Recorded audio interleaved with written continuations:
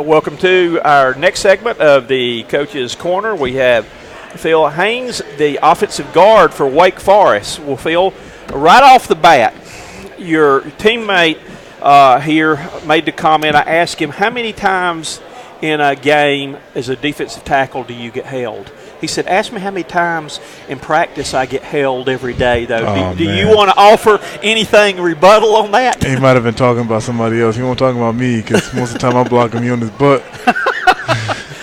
Okay. All right.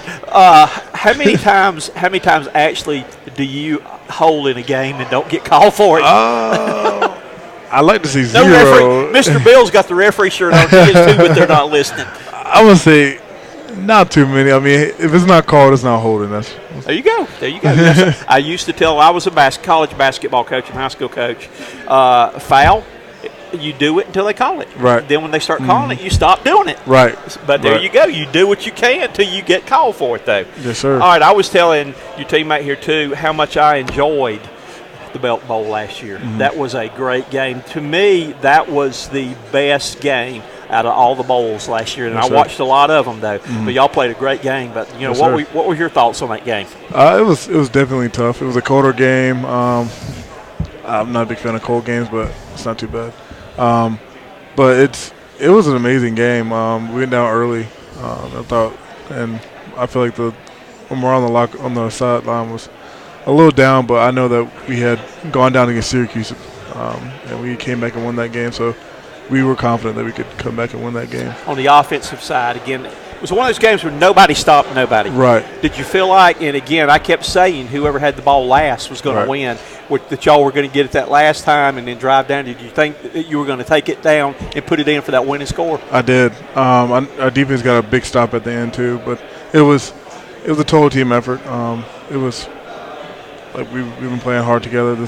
Me, really, all the rest of your teams have been playing hard for a long time now, and we believe in each other. Coach Clausen had mentioned, too, of how much it meant to not only him but y'all, too, just getting to go to a bowl. Wake Forest has not been to a lot of bowls lately, and although, but just talk about the bowl experience and coming out of the bowl. Do you feel like it's giving you momentum going into the season? I think it definitely does. Second year in a row that we won the bowl, and I think it gives you confidence going into the offseason that you can compete with anybody outside your confidence too. And it was amazing, especially the Belk Bowl when beating a team in the SEC. So it gives us confidence going into it. Okay. All right. We're going to get into some questions now, some fun questions and deep questions to think about right now off the bat here. What's the most important thing you want people to know about you? I'm a caring person. Okay. All right. Next thing, and we just asked right here too, if you could trade places with anybody in the world for one day, who would you trade places with? That's tough. I don't know if I really have anybody. I feel like I'm pretty happy being myself. Okay. All right. Who has had the greatest influence on your life? Greatest influence on my life? I'd probably say my mother. She's a great role model for me. She's been through a lot of adversity, and I think adversity shows character. It reveals character. And if you don't have great character during adversity, you're not going to show that you're a good person. I feel like she's a great role model for that. Okay. All right, let's say you just hit the jackpot on the lottery, or just signed a big NFL contract. What's the first thing you're going to buy? Probably don't know. I'll probably try to put something in the bank, but honestly, I'll probably go try to get a truck or something like that. There you go. All right. Okay. Again, offensive lineman. I coached offensive line, and I know it takes a special mentality. You're the guys in the trenches that win most of the game. Unfortunately, the pretty boys, all your little skill people, they get all the press. But the game's won with the men up front. Yes, sir. Right there, though. So let's say that, like in baseball, when you go to the plate and all, they play your theme song before your bat. What would be your theme song if they played your song, your individual song for you when you go on the field, if they did that? Let's see. That's tough, actually. That's really, really hard. I don't know. I'd probably have to go with Mine would probably be Looney Tunes because I like to have a good time. I don't know. That's tough. That's tough. I'm not really sure. That's a tough question. All right, let's go on next to the next tough question. I just put you in a box of crayons. What color crayon are you? Would you want to be? Probably yellow. Yellow. Favorite color. Yellow's your favorite color. Mm-hmm. Okay. I would probably be pink, something bright I like, the bright, outgoing colors right there. What motivates you? What motivates me? I think the thing that motivates me the most is my competitive nature, and also trying to be successful in life. And that's whatever I do. I want to be successful as a father, as a brother, as a son, as a football player, as a student. I want to be successful in everything I do, and I think that's one thing that motivates me in my competition to be successful. Okay. On game day, everybody loves game day. Right. What do you do as an offensive lineman to get pumped up, jacked up to play? What game rituals you have? I have a couple songs I listen to before every game. Okay. You want to share them? I can. So it's a fairly new songs. Imagine Dragons. It's a band. It's called Demons. It's the first song I listened to. That song kind of accentuates like the football nature. You got to bring like the demons out of you. You got to be able to like go hit somebody. You can't just be nice. And then there's a song by Ellie Goulding called Burn. It's a really good song. I love that song. It's like the song I listen to before I go out. So.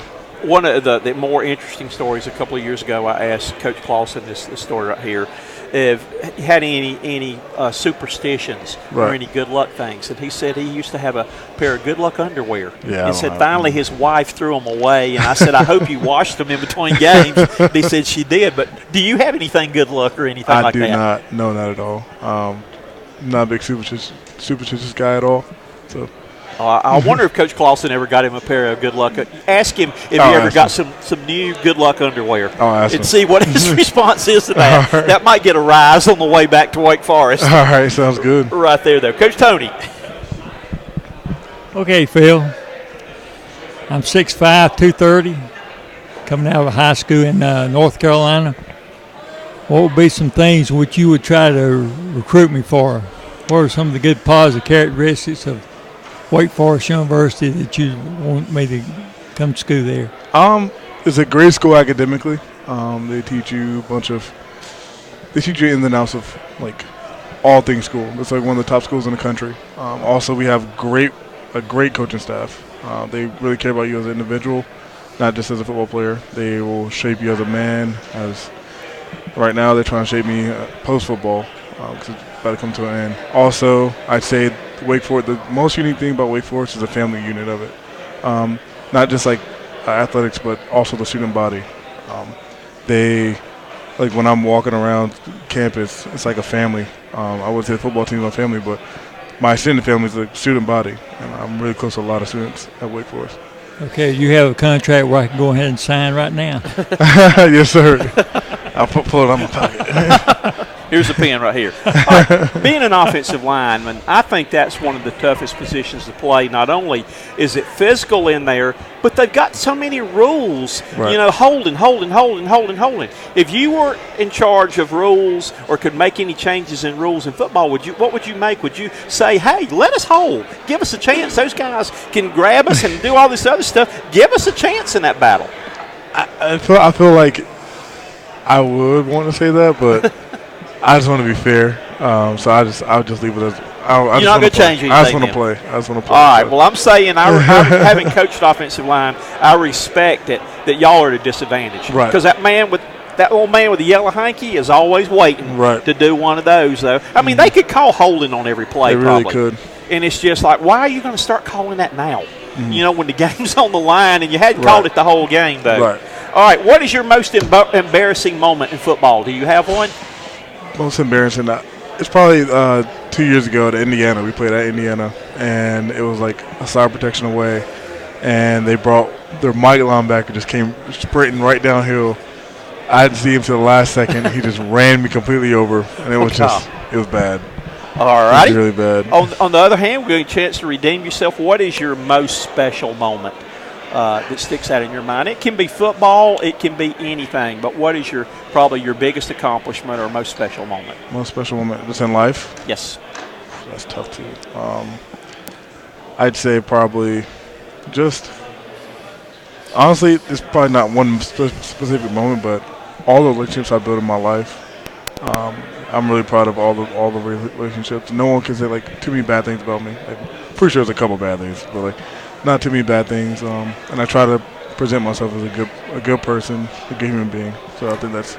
All right, last question. I promise you we're going to have fun today. Have you had fun Yes, sir. being over here? Because I know, like I say, we're coaches, and you get tired of the same questions over and over again. How many pancakes you're going to have this year and all, and say, I don't know, I'm not going to IHOP. So all this stuff like that, though. But I appreciate the guys, the job that you do, and the guys. What did it mean to you when Coach Clausen came and told you, you were going to be representing the team at Media Day? It meant a lot. Honestly, I didn't know what all it entailed, but I'm happy that he thinks that highly of me to bring me and represent the team down here. It means a special honor. Well, you are a class act, and your school is a class school that I've always, even I'm a South Carolina graduate and all of that, though, but I've always liked Wake Forest because they've been the underdog, and I've always pulled for the underdogs. I'm not supposed to say this, but I actually was pulling for y'all in the Belk Bowl last year when I came up here for that, though. Okay. But hope you have a great season this year, and look forward to seeing you play. Thank you. Thank you.